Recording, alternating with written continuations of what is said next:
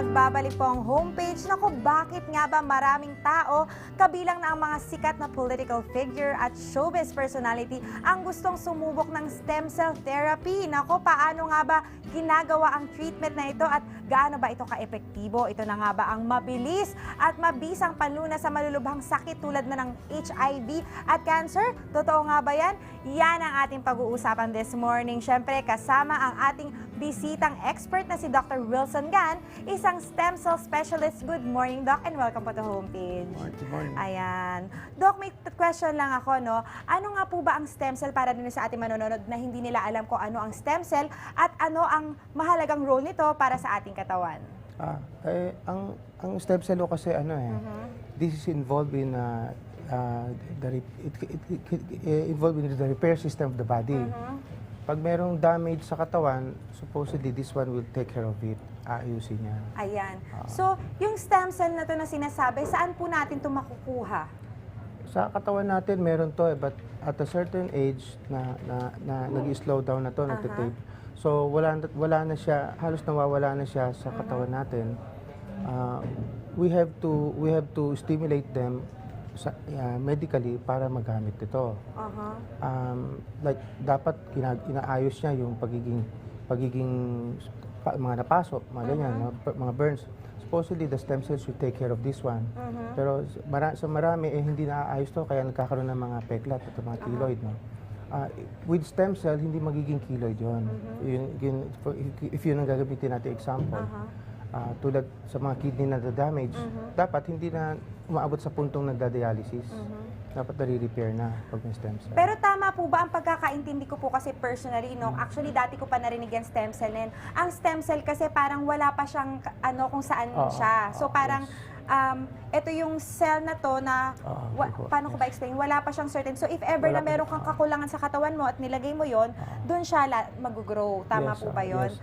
Ang sikreto doon is how to manipulate them to become what we want. Like, you need a new kidney, i-manipulate siya para maging kidney cells. Ganyan. Napakaganda naman ito. Pero dahil na nga dito sa napag-usapan natin, Doc, no, paano naman natin itong stem cell na to na makakagamot ng sakit, kagaya na lang ng cancer at iba pa yung mga HIV at kung ano-ano pang mga karamdaman na yan?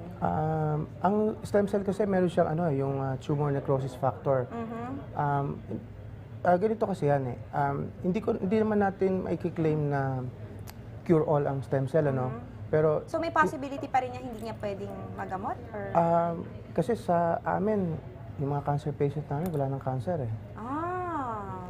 I'm not saying wala, pero yung mga pasyenteng inaabot ko na stage 4, given 1 month to live, that was a year ago, buhay pa hanggang ngayon. So most of your cases with a stem cell, talaga namang dulo na ng rope.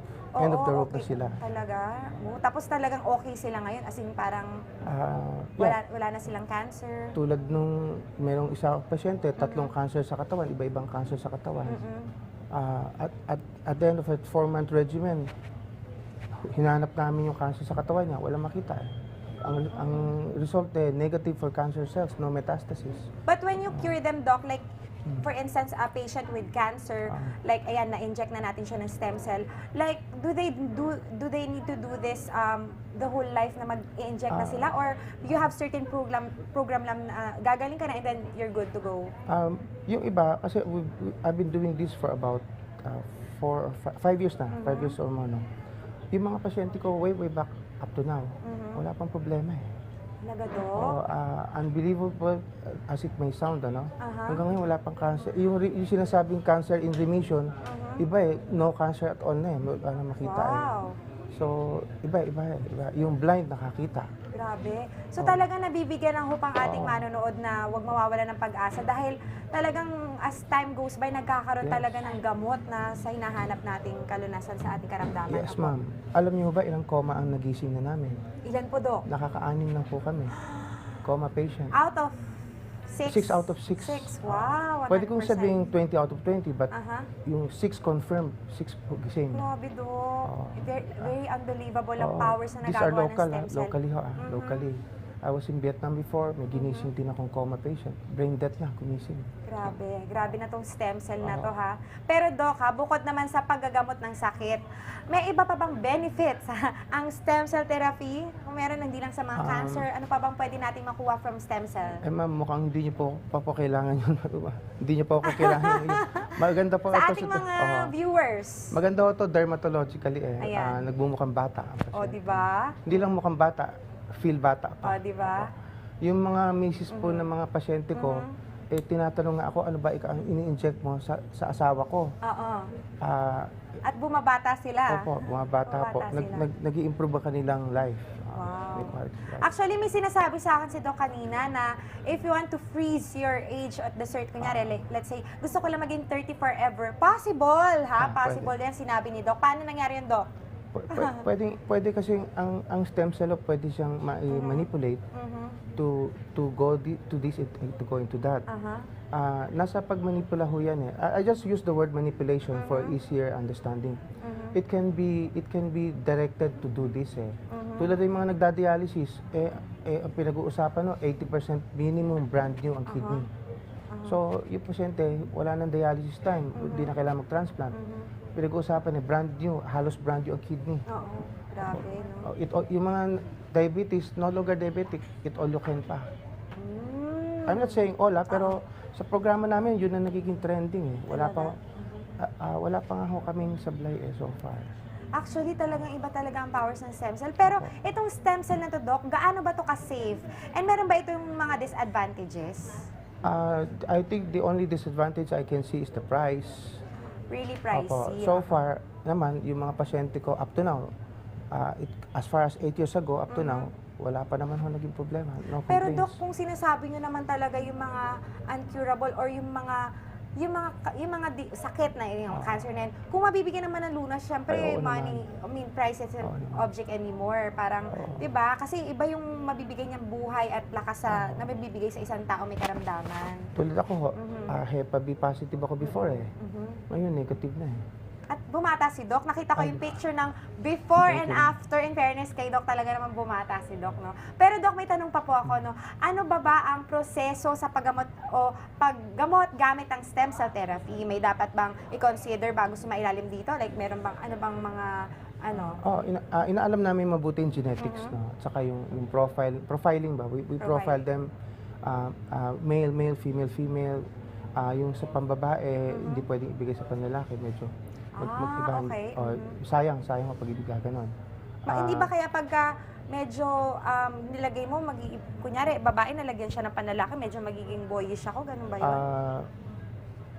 Sayang ho kasi pagka, di ba, it has to match the patient. Parang useless. Sayang kung hindi may tutugma doon sa profile ng pasyente. So we do a lot of history taking and profiling. Kailangan siyempre match ho. Ayan. But there's no age naman po of using stem cell, even the bata na nangangailangan sa paggamot ng karamdaman, maaari. Opo, yung anak ko, binibigyan ko ng stem cell, preventive. Yung learning curve niya, ang ganda. He now has a foreign language that we have yet to identify. Magaling siya sa school. Learning curve niya, maganda. Yung mga nagko-convulsion, nothing, no more convulsion. Pero Doc, itong stem cell ba to yung pag-produce nito, hindi ba to mauubos? Baka magkaroon na tayo ng demand dahil mga tao dito sa Pilipinas siguro masyadong yung effect nito. Hindi ba mauubos ang stem cell in the near future? Ano naman kasi ang science ngayon at saka technology magaling na kaya nilang i-reproduce, kaya gayahin. Madali ho ngayon ang technology, mahusay. Kaya naman talaga iba na talaga ngayon, ano? Anyway, Doc, do you have any final message about stem cell therapy? At kung marami sa ating mga ka-homepage na nanonood ngayon na interesado, kagaya ko, at may karagdagang katanungan, where can they reach you, Doc? We can be reached at the following numbers that it's mstem01@yahoo.com.ph. The number is 0933-991-4468. Ayan. Ito lang ang masasabi ko, no. Doc. If you plan to go into stem cell, kailangan yung pupuntahan yung doktor, may track record. Track record, okay. May record of success na. Okay. Alamin niyo yung history ng doktor, Hindi na importante kung yung technical part di nyo maintindihan eh. Kailangan malaman Yung mga nyo from the track past. record niya. Oo. Kasi kami, track record na namin maganda. Sa dengue, may naayos na ho kami. Yung- Very good news Opo. naman yan. Mga cancer patient namin, up to now, not even in remission eh. Wala, no more cancer eh. Aha. Aba. Iba ho eh. So, Ayan. ganun no. If you're going to go to a stem cell specialist, make sure yung track record niya, alam nyo. Ano, yun. Ayan mga ka-homepage, narinig niyo kay Doc Gana, yan track record in the past, kailangan natin i-check yan. Okay mga ka-homepage, walang mawawala ng pag-asa ha. Samantala, wag po kayong aalis dahil magbabalik ang homepage with madiscarding tips and trivia of the day, kaya tutok lang. Sa homepage at home ka, kami ang tahanan mo. Sa umaga, sa umaga, sa umaga. 1, 2, 3, 4.